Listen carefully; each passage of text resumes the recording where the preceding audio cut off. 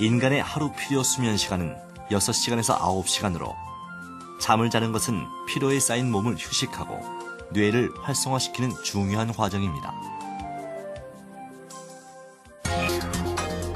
그러나 낮에는 학교, 밤에는 학원으로 몸과 머리를 쉬지 않고 사용하는 청소년들.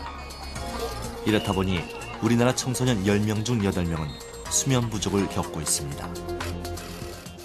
학원에 또 5시 반에 가서 8시 반에 끝나고 또 12시 정도까지 숙제를 하니까 하루에 한 6시간 자는 편인데 자고 일어나면 그냥 몽롱해요. 인문계 고등학생의 주중 평균 수면 시간은 5시간. 학교에서 학원으로, 도서관으로 이동하며 책과 씨름하고 집에서도 마음 편히 눕기보다는 책을 펼쳐놓고 졸기 일쑤인데요. 과연 수면 시간을 줄이는 것이 공부하는 데 도움이 될까요? 영국의 고등학생들 사정은 어떨까요? 오전 8시, 영국 거리는 출근하는 인파로 붐빕니다. 한국의 고등학생들도 한창 등교하는 시간이죠. 그런데 같은 시각, 영국의 몽크시튼 고등학교는 아직 한산합니다. 오전 10시가 가까워오자 등교하는 학생들. 이 학교의 첫 수업은 10시에 시작이라는데요. 그 이유가 궁금했습니다. This was because the natural biology of teenagers and young adults is different. They get up later and they go to sleep later. And if you try to interfere with it, they become sleep deprived and do less well and even can become ill. 수업 시간, 실험 설명을 듣는데 졸리거나 피곤한 기색 없이 조용히 수업에 집중하는 모습이 인상적입니다. I do think that the biggest difference that I've noticed is that the whole school is calmer. First thing in the morning, the school is a calmer place to be. The students are coming in. It's much more quiet than it used to be. Give us more time to be ready for school and come in be more awake, have more time to study and that before school. I come in sometimes before school and get to study on the computers and that. Science is just that's only what I've done so far. I did that upstairs in the top gym. That was a 2.5-hour exam. Quite hard, but should be good results out of it. 등교 시간을 10시로 늦춘 후 이 학교의 2011년 영국 중등교육시험 통과 학생 수가 전년과 비교해 영어와 수학에서 각각 20%씩 상승하며 현격하게 많아진 것을 알 수 있습니다. 영국 대학에서 수면과 뇌의 관계를 연구하는 러셀 포스터 교수는 올바른 수면 습관이 뇌 기능에 영향을 미친다고 말합니다. So what happens to the brain when you're asleep?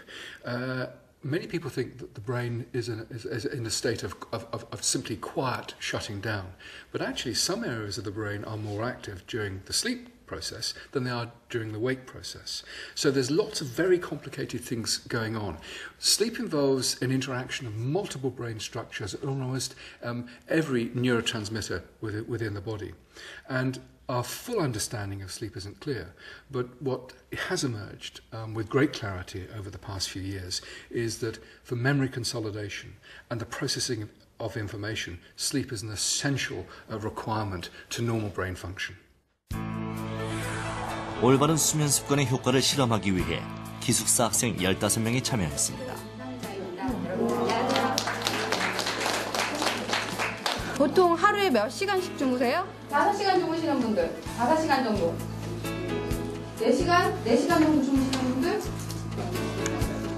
평소 수면 시간과 수면할 때의 개인적인 습관, 주변 환경에 반응하는 정도 등 학생들의 수면 습관을 파악한 후 먼저 스트레스 호르몬을 이용한 실험을 했습니다.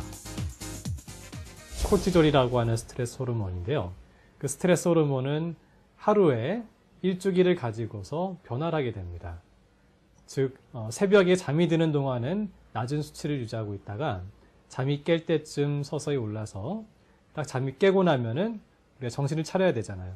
그래서 보통 기상하고 나서 한 30분 정도면은 이렇게 쭉 올라갑니다. 그리고 자기 전에는 또 굉장히 낮아지죠.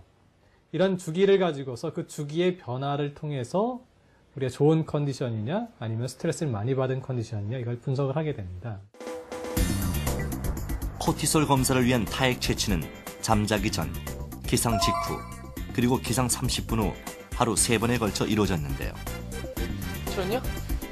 5시간의 부족 수면과 7시간의 충분한 수면을 비교해봤습니다.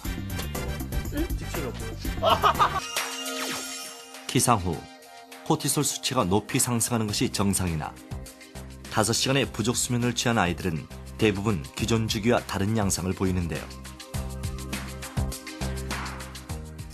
동원이는 충분 수면일 때의 파란색 그래프가 정상 수치를, 부족 수면일 때는 잠을 자면서도 뇌가 스트레스를 받아 수치가 높았습니다.